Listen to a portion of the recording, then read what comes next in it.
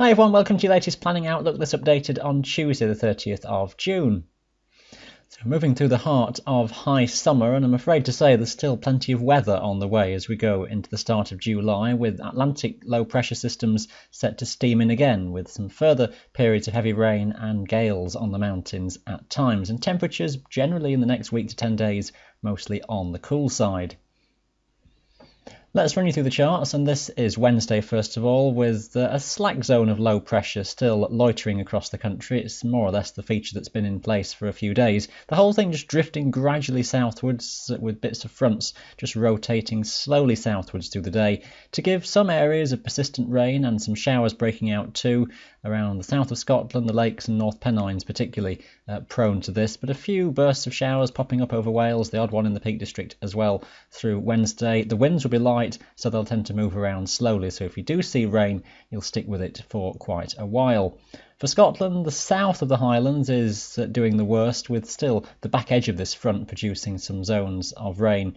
A few heavy showers in there and some cloud that is likely to hang about on the hills as well. Further north across the Highlands, better chance of being dry with some cloud breaks and just very isolated showers. Temperatures though cool, only really a few degrees above freezing on the very highest tops.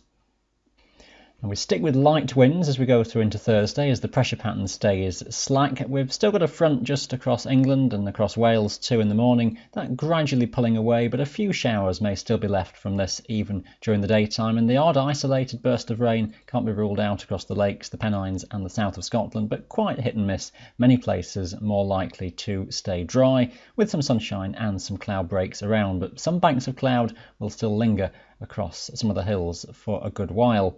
We're looking then to the Atlantic for things to move along into the weekend, but that is the next low that is moving in as we head towards Friday. These fronts then come steaming in from the southwest. Winds will strengthen towards gale force on many of the mountains, particularly from southern Scotland southwards.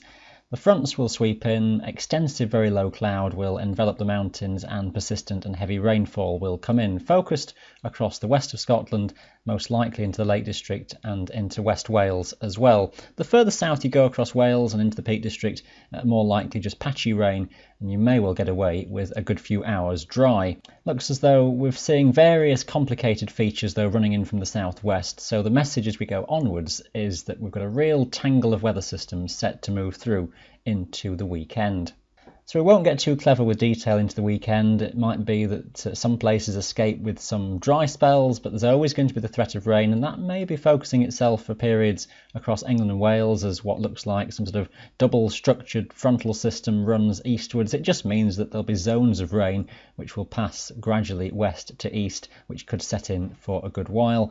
Across Scotland, it's likely to be at the very least showery, but the risk with the centre of low pressure not far away that those showers sometimes at least merge into some longer spells of rain with some heavy bursts, things fairly unstable. The risk of a rumble of thunder can't be ruled out almost anywhere through the weekend. The wind speeds are likely to vary, and it just depends which of the various lows is the more active. Here's a chart, at the moment at least, is the forecast for Sunday. Again, details can chop and change a bit, but it's the next sort of centre of low pressure that's just swinging around from the Atlantic. That brings the risk of winds strengthening once again, and as these various fronts pass eastwards, some further heavy falls of rain. Northern, western Scotland, western hills of England and Wales, again, particularly prone to that. The risk of gales across the hills and mountains, but just watch the timing between Saturday and Sunday. There may not be much to choose between them. Both days looking pretty unsettled, but keep a close eye on your local forecasts. It's not what we want to see for the start of July, but it's what our weather machine just throws at us, and does so all too frequently, it must be said, during our glorious British summer. This is the idea then for the early days of next week. That low pressure is likely to pull away eastwards into Monday, but leaving a legacy of strong and rather cool northwesterly winds, which may well bring some further showers as we go through into Monday.